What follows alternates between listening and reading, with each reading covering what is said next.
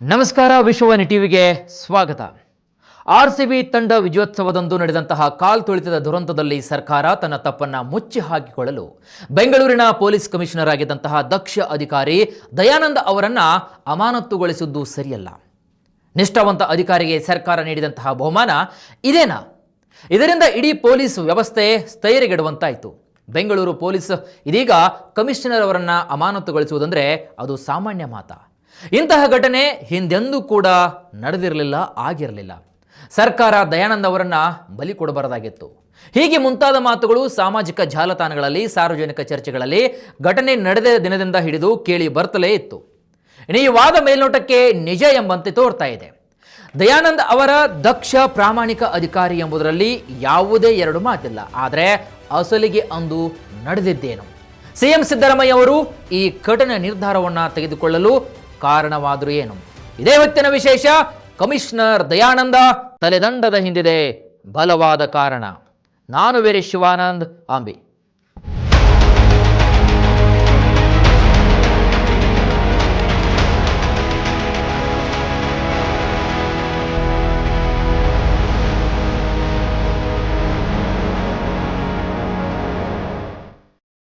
ವೀಕ್ಷಕರೇ, ವರ್ಗಾವಣೆಗೊಂಡ commissioner B Dayanand ಅವರು ಮುಖ್ಯಮಂತ್ರಿ ಸಿದ್ದರಾಮಯ್ಯನವರಿಗೆ ಆಪ್ತರು ಸಹ. ದಯಾನಂದ್ ಅವರನ್ನ ಮೈಸೂರು ನಗರ ಹಾಗೂ ಬೆಂಗಳೂರು ನಗರ ಪೊಲೀಸ್ ಕಮಿಷನರ್ ಆಗಿ ನೇಮಿಸಿದವರು ಕೂಡ ಇದೇ ಸಿಎಂ ಸಿದ್ದರಾಮಯ್ಯನವರೇ. ಈ ಮಧ್ಯೆ ಅವರು ಮುಖ್ಯಮಂತ್ರಿ ಸಿದ್ದರಾಮಯ್ಯನವರಿಗೆ ಗುಪ್ತಚರ ದಳದ ಮುಖ್ಯಸ್ಥರಾಗಿಯೂ ಕೂಡ ಕೆಲಸ ಮಾಡಿದವರು. ಪರಿಶಿಷ್ಟ ಪಂಗಡಕ್ಕೆ ಸೇರಿದಂತಹ ದಯಾನಂದ್ ಅವರ ಮೇಲೆ ಸಿದ್ದರಾಮಯ್ಯನವರಿಗೆ ಒಲವು ಕೂಡ ಇದ್ದುದು ಕೂಡ ಅಷ್ಟೇ ನಿಜ. ಅವರನ್ನ ಬೆಂಗಳೂರು ಪೊಲೀಸ್ ಕಮಿಷನರ್ ಹುದ್ದೆಯಿಂದ ಬದಲಿಸಬೇಕು ಎಂಬಂತಹ ಒತ್ತಡ ಬಂದಾಗಲೂ ಕೂಡ ಮುಖ್ಯಮಂತ್ರಿಯವರು ಸೊಪ್ಪು ಹಾಕಿದವರಲ್ಲ. ಇದಕ್ಕೆಲ್ಲ ದಯಾನಂದ್ ಅವರ ದಕ್ಷತೆ, ಪ್ರಾಮಾಣಿಕತೆ ಮತ್ತು ಸಾಮರ್ಥ್ಯವೇ ಪ್ರಮುಖ ಕಾರಣವಾಗಿತ್ತು. ಇಷ್ಟಾಗಿಯೂ ಕೂಡ ಮುಖ್ಯಮಂತ್ರಿಯವರು ತಮ್ಮ ಗುಡ್ ಬುಕ್ಸ್ನಲ್ಲಿದ್ದಂತಹ ದಯಾನಂದ್ ಅವರನ್ನ ಅಮಾನತುಗೊಳಿಸುವ ಕಠಿಣ ಮತ್ತು ತೀವ್ರ ನಿರ್ಧಾರವನ್ನು ತೆಗೆದುಕೊಂಡಿದ್ದೇಕೆ ಎಂಬ ಒಂದು ಪ್ರಶ್ನೆ ಎಲ್ಲರಲ್ಲೂ ಕೂಡ ಕಾಡುವುದು ಅಷ್ಟೇ ಸಹಜ. ಕಾಲ್ತುಳಿತ ಸಂಭವಿಸಿದಂತಹ ದಿನ ದಯಾನಂದ್ ಅವರ ದಕ್ಷತೆಯಾಗಲಿ ಸಾಮರ್ಥ್ಯವಾಗಲಿ ಪ್ರಯೋಜನಕ್ಕೆ ಬರಲಿಲ್ಲ ನೋಡಿ. ಹಾಗೂ ಅದೇ ಅವರ ಅಮಾನತಿಗೆ ಪ್ರಮುಖ ಕಾರಣವಾಗಿದ್ದು ಮಾತ್ರ ವಿಪರ್ಯಾಸವಾಗಿದೆ. ಆರ್ಸಿಬಿ ತಂಡವನ್ನ ಸನ್ಮಾನ ಮಾಡಿದ ದಿನ ಪೊಲೀಸ್ ಕಮಿಷನರ್ ಅವರು ಮುಖ್ಯಮಂತ್ರಿ ಅವರನ್ನ ಖುದ್ದಾಗಿ ಭೇಟಿಯಾಗಿ ಕಾರ್ಯಕ್ರಮ ನಡೆಸಲು ಪರಿಸ್ಥಿತಿ ಅನುಕೂಲಕರವಾಗಿಲ್ಲ ಎಂಬ ವಾಸ್ತವವನ್ನ ಮನವರಿಕೆಯನ್ನ ಮಾಡಿಕೊಡಬೇಕಾಗಿತ್ತು ಸಿಎಂ ಅವರಿಗೆ. ಕನಿಷ್ಠ ಪಕ್ಷ ಮುಖ್ಯಮಂತ್ರಿಯವರನ್ನ ಭೇಟಿ ಮಾಡಿ ಪರಿಸ್ಥಿತಿಯ ತೀವ್ರತೆಯನ್ನ ಹೇಳಬೇಕಾಗಿತ್ತು. ಆದರೆ ದಯಾನಂದ್ ಅವರು ಎಡವಿದ್ದು ಇಲ್ಲೇ. ಈ ಎರಡೂ ಕೆಲಸಗಳನ್ನ ಅವರು ಮಾಡಲೇ ಇಲ್ಲ. ಒಂದು ವೇಳೆ ಗಂಭೀರತೆಯನ್ನ ದಯಾನಂದ್ ಅವರು ವಿವರಿಸಿದ್ರೆ ಅವರು ಆ ಪರಿಸ್ಥಿತಿಯಲ್ಲಿ ಮುಖ್ಯಮಂತ್ರಿಯವರು ಪೊಲೀಸ್ ಕಮಿಷನರ್ ಮಾತನ್ನ ತಳ್ಳಿ ಹಾಕ್ತಾನೆ ಇರಲಿಲ್ಲ ಅಂತಹ ಪರಿಸ್ಥಿತಿಯಲ್ಲಿ. ಹಾಗಾದ್ರೆ ಗೋವಿಂದ್ ರಾಜ್ಗೆ ಹೇಳಿದ್ರು, ಸಿಎಂಗೆ ಹೇಳಿಲ್ಲ. ದಯಾನಂದ್ ಅವರು ತಮಗೆ ಆಪ್ತರಾದಂತಹ ಮುಖ್ಯಮಂತ್ರಿ ಸಿದ್ದರಾಮಯ್ಯನವರ ರಾಜಕೀಯ ಕಾರ್ಯದರ್ಶಿ ಇದೇ ಗೋವಿಂದ್ ರಾಜ್ ಮೂಲಕ ಈ ಎಲ್ಲ ಸಂಗತಿಗಳನ್ನು ಕೂಡ ಸಿಎಂ ಸಿದ್ದರಾಮಯ್ಯನವರಿಗೆ ತಲುಪಿಸುವಂತಹ ಒಂದು ಕಾರ್ಯ ಮಾಡಬೇಕಾಗಿತ್ತು. ಅದರ ಬದಲು ನೇರವಾಗಿ ತಾವೇ ಸಿಎಂಗೆ ಹೇಳಬೇಕಾಗಿತ್ತು. ಆದರೆ ಏನಾಯಿತು? ಸನ್ಮಾನ ಕಾರ್ಯಕ್ರಮವನ್ನು ಏರ್ಪಡಿಸುವ ಮೂಲಕ ತಮ್ಮ ವರ್ಚಸ್ಸನ್ನು ಹೆಚ್ಚಿಸಿಕೊಳ್ಳುವ ಹುನ್ನಾರದಲ್ಲಿದ್ದಂತಹ ಗೋವಿಂದ್ ರಾಜ್ ದಯಾನಂದ್ ಅವರ ಇಂಗಿತವನ್ನು ಮುಖ್ಯಮಂತ್ರಿಯವರ ಗಮನಕ್ಕೆ ತರಲೇ ಇಲ್ಲ ನೋಡಿ. ಇಷ್ಟಾಗಿಯೂ ಕೂಡ ಪರಿಸ್ಥಿತಿಯ ತೀವ್ರತೆಯನ್ನ ಅರ್ಥ ಮಾಡಿಕೊಂಡು ದಯಾನಂದ್ ಅವರು ಮುಖ್ಯಮಂತ್ರಿಯವರ ಮುಂದೆ ವಾಸ್ತವದ ಚಿತ್ರಣವನ್ನು ಇಡುವಂತಹ ಪ್ರಯತ್ನವನ್ನು ಕೂಡ ಮಾಡಬೇಕಾಗಿತ್ತು. ಆದರೆ ಗೋವಿಂದ್ ರಾಜ್ ಜೊತೆಗಿನ ಸಖ್ಯ, ಸಾಮೀಪ್ಯ ಮತ್ತು ಅತಿಯಾದಂಥ ಒಂದು ಗೆಳೆತನದ ಅತಿಯಾದ ನಂಬಿಕೆಯಿಂದ ದಯಾನಂದ್ ಹಾಗೆ ಮಾಡಲೇ ಇಲ್ಲ. ಗೋವಿಂದ್ ರಾಜ್ಗೆ ಎಲ್ಲವನ್ನೂ ಕೂಡ ತಿಳಿಸಿ ತಮ್ಮ ಕರ್ತವ್ಯ ಮುಗಿತು ಅಂತ ನಿರಾಳವಾಗಿ ಸುಮ್ಮನಾಗಿ ಬಿಟ್ಟರು ದಯಾನಂದ್. ತಮ್ಮ ಆತಂಕ ಮತ್ತು ಅಸಹಾಯಕತೆಯ ಮುಖ್ಯಮಂತ್ರಿಗಳ ಮನಕ್ಕೆ ಬಂತಾ ಇಲ್ವಾ ಎಂಬುದನ್ನು ಕೂಡ ದಯಾನಂದ್ ಖಾತ್ರಿಪಡಿಸಿಕೊಳ್ಳಲೇ ಇಲ್ಲ. ಇತ್ತ ಗೋವಿಂದ್ ರಾಜ್ ಕೂಡ ಇಡೀ ಸಂಭ್ರಮವನ್ನ ತಾನೇ ಸಂಘಟಿಸಿದ್ದು ಅಂತ ಮುಖ್ಯಮಂತ್ರಿಯವರಿಂದ ಶಭಾಷ್ಗಿರಿ ಪಡಿತಕ್ಕಂತಹ ಒಂದು ಕಾತುರದಲ್ಲಿದ್ದರು. ಮುಖ್ಯಮಂತ್ರಿಗಳ ರಾಜಕೀಯ ಕಾರ್ಯದರ್ಶಿ ಇದೇ ಗೋವಿಂದ್ ರಾಜ್ ಮುಖ್ಯಮಂತ್ರಿಯವರಿಗೆ ಏನನ್ನೂ ಕೂಡ ಹೇಳದೆ ಸೂಪರ್ ಸಿಎಂ ಎಂಬ ರೀತಿಯಲ್ಲಿ ವರ್ತನೆ ಮಾಡಿಬಿಟ್ಟಿದ್ದಾರೆ. ಅದು ವೇದಿಕೆಯಲ್ಲಿ ಅವರ ಓಡಾಟದಿಂದಲೇ ಜಗಜ್ಜಾಹೀರಾತಾಗಿದ್ದು ಕೂಡ ಕಂಡುಬಂತು. ಅದು ಎಲ್ಲರೂ ಕೂಡ ನೋಡಿದ್ದಾರೆ. ರಾಜಕೀಯ ಕಾರ್ಯದರ್ಶಿಯಾಗಿ ಮುಖ್ಯಮಂತ್ರಿಗಳು ತಮಗೆ ನೀಡಿದಂತಹ ಸಲುಗೆ ವಿಶ್ವಾಸವನ್ನ ದುರುಪಯೋಗಪಡಿಸಿಕೊಂಡಂತಹ ಗೋವಿಂದರಾಜ್ ಸಿಎಂ ಅವರನ್ನ ಸಂಪೂರ್ಣವಾಗಿ ಹಾದಿ ತಪ್ಪಿಸಿಬಿಟ್ಟಿದ್ದಾರೆ ನೋಡಿ.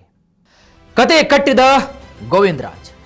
ಹೌದು ವೀಕ್ಷಕರೇ, ಅತ್ತ ರಾಜ್ಯಪಾಲರನ್ನ ತಾವೇ ಖುದ್ದಾಗಿ ಸಮಾರಂಭಕ್ಕೆ ಆಮಂತ್ರಿಸಿದಂತಹ ಗೋವಿಂದರಾಜ್ ಇತ್ತ ಮುಖ್ಯಮಂತ್ರಿಯವರಿಗೆ ವಿಧಾನಸೌಧದ ಮುಂದೆ ನಡೆಯುವಂತಹ ಸನ್ಮಾನ ಕಾರ್ಯಕ್ರಮಕ್ಕೆ ರಾಜ್ಯಪಾಲರು ಬರುವ ಆಸೆಯನ್ನ ವ್ಯಕ್ತಪಡಿಸಿದ್ದಾರೆ ಎಂಬ ಕಥೆಯನ್ನ ಕಟ್ಟಿಬಿಡ್ತಾರೆ. ಈ ಯಾವ ಸಂಗತಿಗಳು ಕೂಡ ದಯಾನಂದ್ ಅವರಿಗೆ ಗೊತ್ತೇ ಆಗಲಿಲ್ಲ.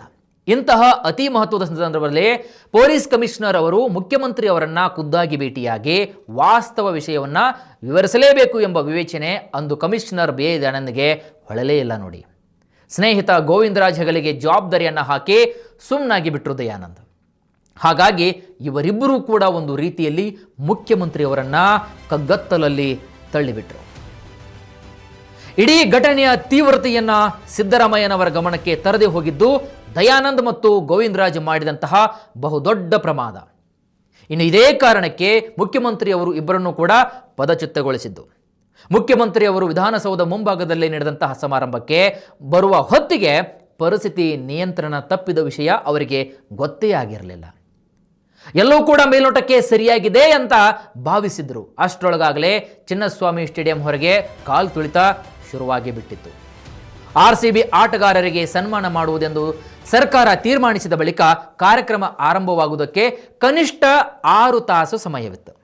ಸುಮಾರು 16,000 ಪೊಲೀಸ್ ಸಿಬ್ಬಂದಿ ಇರುವ ಬೆಂಗಳೂರಿನಲ್ಲಿ 1-2 ಗಂಟೆಗಳಲ್ಲಿ ಕನಿಷ್ಠ 7-8 ಸಾವಿರ ಪೊಲೀಸರನ್ನ ಸೇರಿಸುವುದು ಇವರಿಗೆ ಅಸಾಧ್ಯವಾಗಿತ್ತ? ಆಗಲೇ ಇಲ್ಲ. ಜನರ ನಿಯಂತ್ರಣ ಕಷ್ಟ ಆಗಿರಲಿಲ್ಲ. ವೀಕ್ಷಕರೇ, ಇಲ್ಲಿ ಉದಾಹರಣೆ ಅಂತ ನೋಡಿದಾಗ ಪುನೀತ್ ರಾಜ್ಕುಮಾರ್ ನಿಧನರಾದಾಗ 3 ದಿನಗಳಲ್ಲಿ 25 ಲಕ್ಷ ಜನ ಅಂತಿಮ ನಮನವನ್ನು ಸಲ್ಲಿಸಿದ್ರು ಕೂಡ ಯಾವ ಅಹಿತಕರ ಘಟನೆ ಕೂಡ ರಾಜಧಾನಿಯಲ್ಲಿ ನಡೆದಿರಲಿಲ್ಲ. ಬೆಂಗಳೂರು ಪೊಲೀಸರು ಇಂತಹ ಜನಜಂಗುಳಿಯನ್ನ ನಿಯಂತ್ರಿಸುವುದರಲ್ಲಿ ಪಳಗಿದವರೇ ಆಗಿದ್ದಾರೆ. ಹೀಗಿರುವಾಗ ಮೊನ್ನೆ ಸೇರಿದಂತಹ ಕೇವಲ 2-3 ಲಕ್ಷ ಜನರನ್ನ ನಿಯಂತ್ರಿಸುವುದು ಬೆಂಗಳೂರು ಪೊಲೀಸರಿಗೆ ಅದೇನು ಅಸಾಧ್ಯವಾಗಿರತಕ್ಕಂತಹ ಕೆಲಸವೇನೂ ಆಗಿರಲಿಲ್ಲ. ಅಷ್ಟಕ್ಕೆ ಅವರು ಹರಸಾಹಸ ಪಡಬೇಕಾಯಿತು.